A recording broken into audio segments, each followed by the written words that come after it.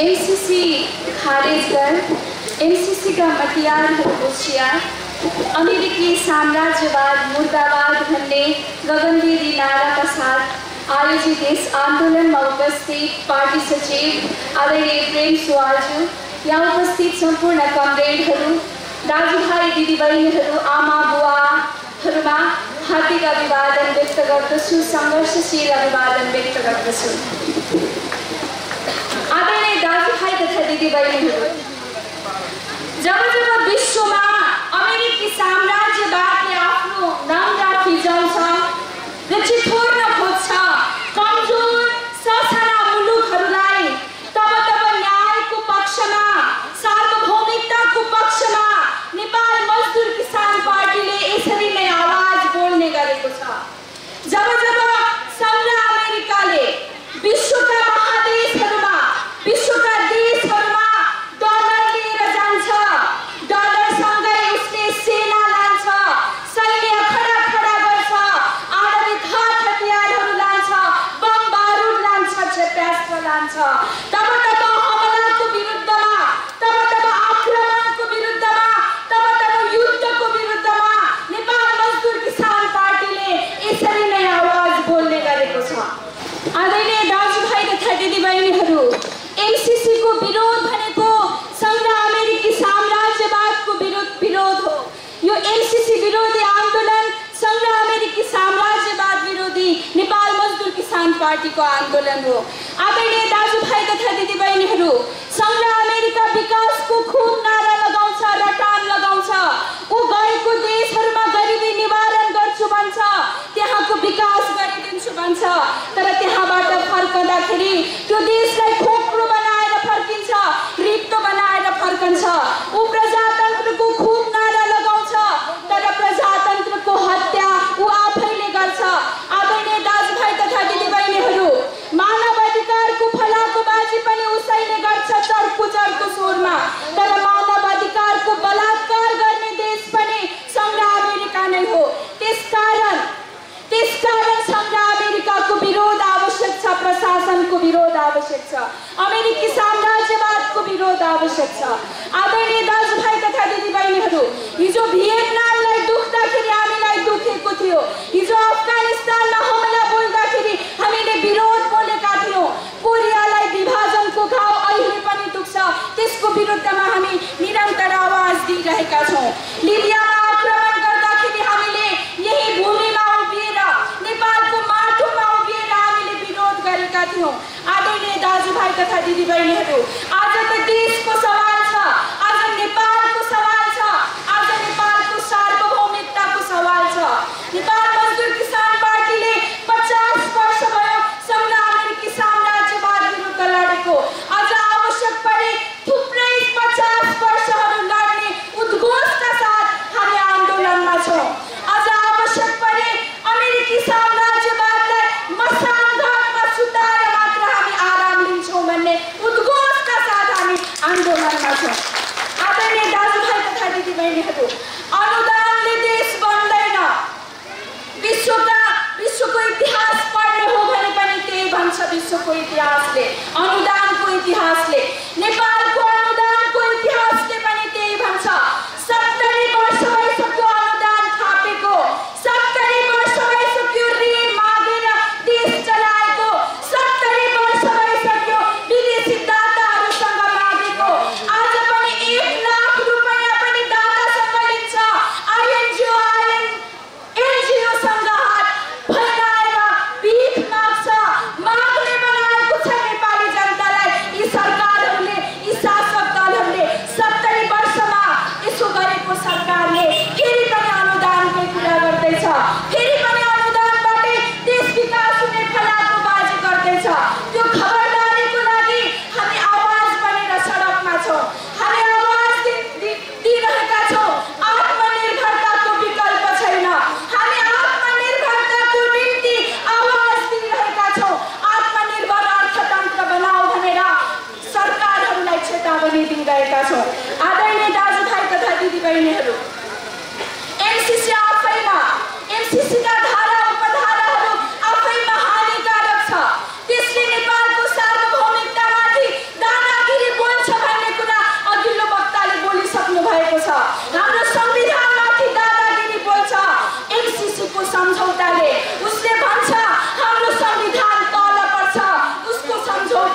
हुनुपर्छ। हाम्रो संविधानसँग हाम्रो स्वाभिमान जोडिएको छ, हाम्रो सार्वभौम सत्ता जोडिएको छ। यो एमसीसी सम्झौता पास हुनु भनेको हाम्रो सार्वभौमिकता गुम्नु हो, हाम्रो स्वाभिमान गुम्नु हो। त्यो हामीलाई मन्जुर छैन भन्दै हामी सडकमा छौँ। नेपाल मजदुर किसान पार्टी यति बेला सडकमा छ। आदरणीय दाजुभाइ तथा दिदीबहिनीहरू, यदि देशमा एक दिनको भ्रष्टाचार मात्रै रोक्ने हो भने, एक दिनको मात्रै भ्रष्टाचार रोक्ने हो भने संघ अमेरिकाले दिन्छु भनेको एमसीसी सम्झौता मार्फत दिन्छु भनेको 50 करोड अमेरिकी डलर भनेको भरे भोलिको कुरा हो। 50 करोड अमेरिकी डलर भनेको 55 अर्ब रुपैयाँ भनेको ठुलो कुरा होइन। त्यसकारण हामी भन्दैछौँ भ्रष्टाचार मुर्दाबाद, कमिसन तन्त्र मुर्दाबाद, लुट तन्त्र मुर्दाबाद। हामी सडकबाट आवाज दिइरहेका छौँ। आदरणीय दाजुभाइ तथा दिदीबहिनीहरू, संघ अमेरिकाले अनुदानको इतिहास सुरु गरेको अथवा अध्याय सुरु गरेको 19औं शताब्दीबाटै हो।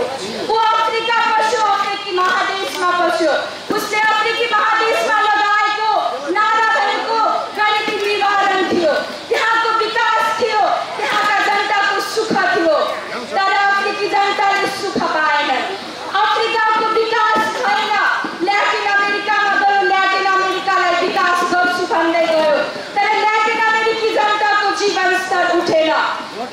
अमेरिकी अनुदानले ल्याटिन अमेरिका बनेन, अफ्रिका बनेन, अफ्रिकी महादेश बनेन, नेपाल पनि बन्दैन। यो खबरदारी लिएर, यो आवाज लिएर हामी जनताको माझमा छौँ। आदरणीय दाजुभाइ तथा दिदीबहिनीहरू, अफ्रिकी महादेशलाई संघ अमेरिकाले आफ्नो कच्चा पदार्थको स्रोत बनायो, प्राकृतिक स्रोत र साधनलाई दोहन गर्यो, त्यहाँ भ्रष्टाचार रोक्यो, त्यहाँ कमिसन तन्त्र रोकेर ऊ फर्क्यो। ल्याटिन अमेरिकामा पनि उसले त्यही गर्न खोजेको थियो। ल्याटिन अमेरिकालाई पनि उसले त्यसरी नै दोहन गर्न खोजेको थियो।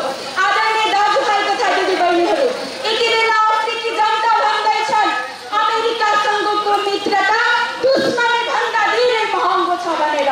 ल्याटिन अमेरिकामा उभिएर एउटा समाजवादी देश क्युबाले संसारलाई सन्देश दिँदैछ, अमेरिकी साम्राज्यवाद भनेको ससाना मुलुकहरूको निम्ति कहिल्यै पनि मित्र बन्न सक्दैन, एसियाको निम्ति कहिल्यै पनि ऊ मित्र बन्न सक्दैन भनेर क्युबा उभिएर, ल्याटिन अमेरिकाको भूमिमा उभिएर समाजवादी देश क्युबाले संसारलाई सन्देश दिँदैछ।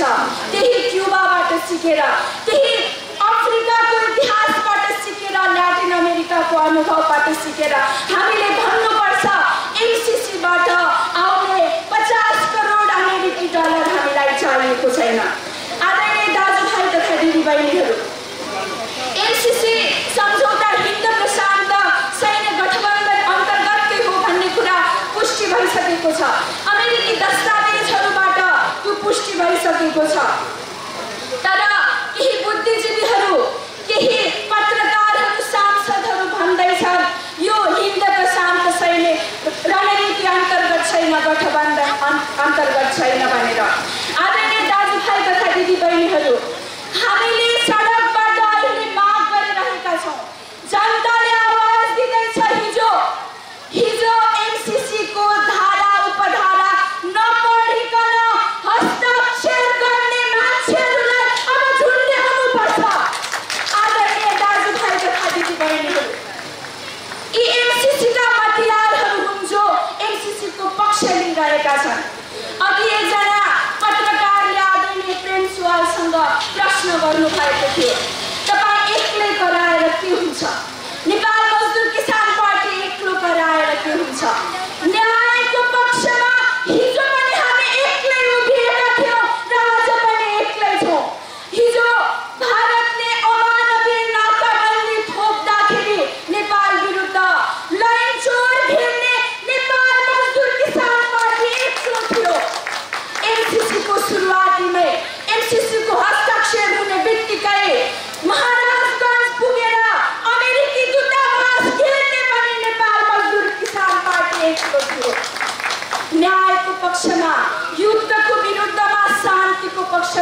नेपाल मजदुर किसान पार्टी एक्लो बोल्छ र सत्य बोल्छ।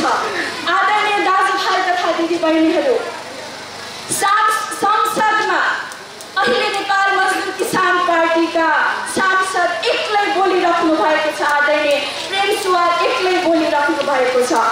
ती नबोल्नेहरू, चुप लागेर बस्ने सांसदहरू एमसीसीका मतियारहरू हुन्, साम्राज्यवादका मतियारहरू हुन्। तिनलाई खबरदारी गर्नको निम्ति जनता अहिले सडकमा छ।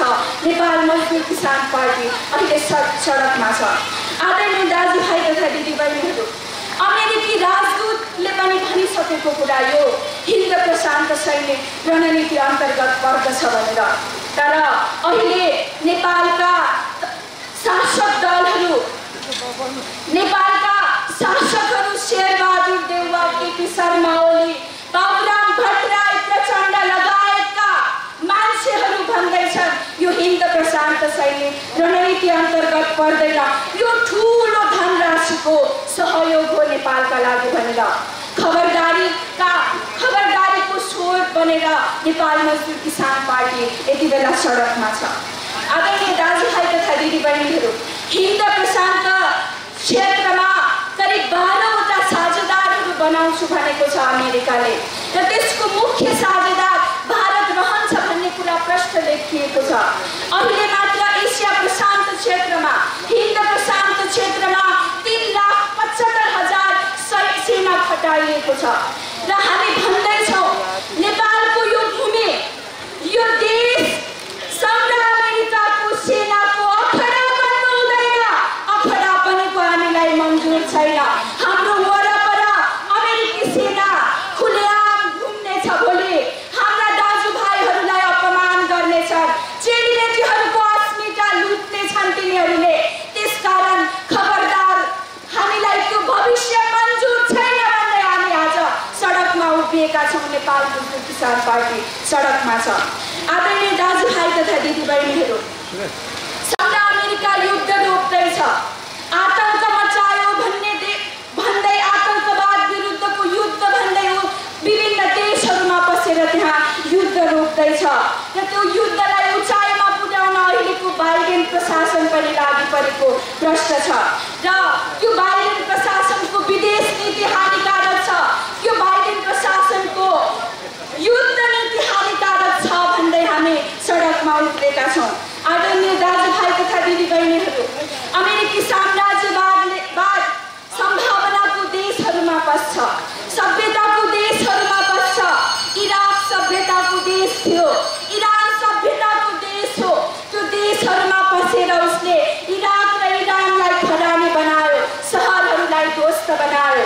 लिबिया भन्ने देशमा त्यहाँका जनताको प्रति व्यक्ति आम्दानी पश्चिमको भन्दा धेरै राम्रो थियो, जीवनस्तर उच्च थियो, राम्रो थियो। त्यहाँ पसेर त्यहाँ जनताका अभिभावक गद्दाफीको हत्या गरेर फर्क्यो।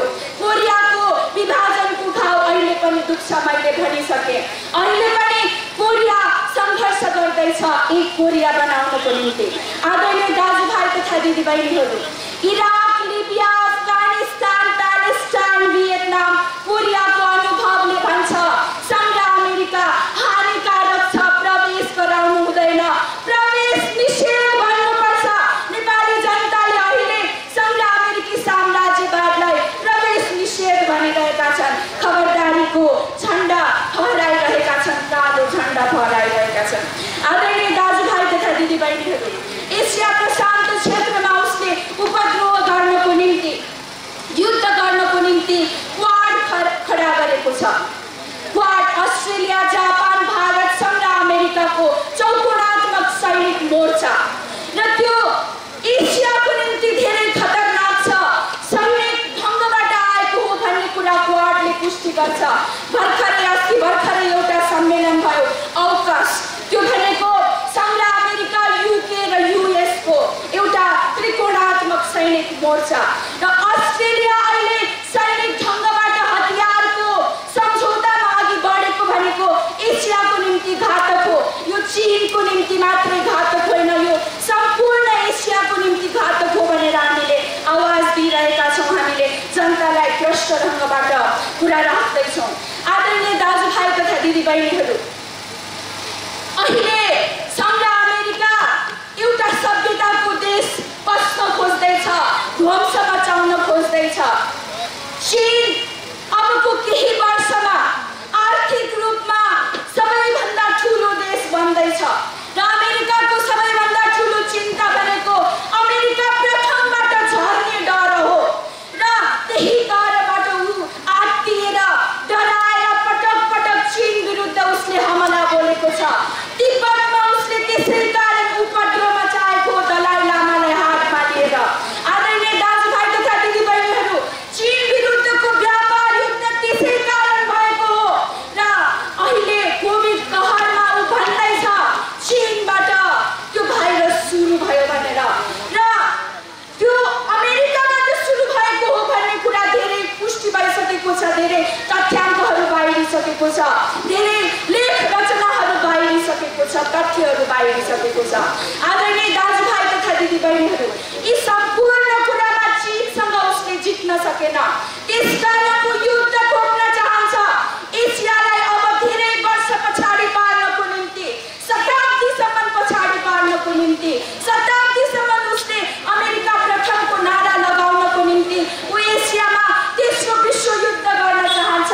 त्यो युद्धको खबरदारी सहित नेपाल मजदुर किसान पार्टी सडकमा छ र यदि उसले युद्ध थोप्छ भने यहाँका जनता उठ्नेछन्। अध्यक्ष माओले भन्नुभएको छ, चीनका नेता अध्यक्ष माओले, उहाँले भन्नुभएको छ साम्राज्यवाद भनेको कागजी बाघ हो, त्यो बाघसँग डराउने होइन, त्यो कागजी बाघ मात्रै हो, त्योसँग जनता लड्छन्, जनताको शक्ति अझै हुन्छ। हिजो चीनबाट अमेरिकी साम्राज्यवाद त्यसरी नै भागेको थियो, जापानी उपनिवेशवाद त्यसरी नै भागेको थियो र त्यसकारण हामी भन्दैछौँ, हामी नेपाली जनताको शक्तिले एमसीसी नामको अमेरिकी साम्राज्यवादलाई हामीले प्रवेश गर्न दिनु हुँदैन। प्रवेश निषेध भनेर पर्खाल बनेर हामी जनता उभिनुपर्छ भन्ने सन्देश बोकेर हामी जनताको घर दैलोमा छौँ, जनताको माझमा छौँ। तपाईँहरूको यो हाम्रो आन्दोलनमा सहभागिताको निम्ति, भोलि हुने आन्दोलनहरूमा पनि तपाईँहरूको सहभागिताको निम्ति अपिल सहित तपाईँहरू समक्षबाट बिदा हुन्छु। धन्यवाद। किसान पार्टीका केन्द्रीय सदस्य एवं बागमती प्रदेशका सभासद हाम्रो सृजना संयोजीलाई आफ्नो सार्वजनिक मन्तव्यबाट सम्बोधन गरिरहन नेपाल मजदुर किसान पार्टीका केन्द्रीय सचिव एवं सङ्घीय सांसद आदरणीय प्रेम सुब्बालाई सादर अनुरोध छ।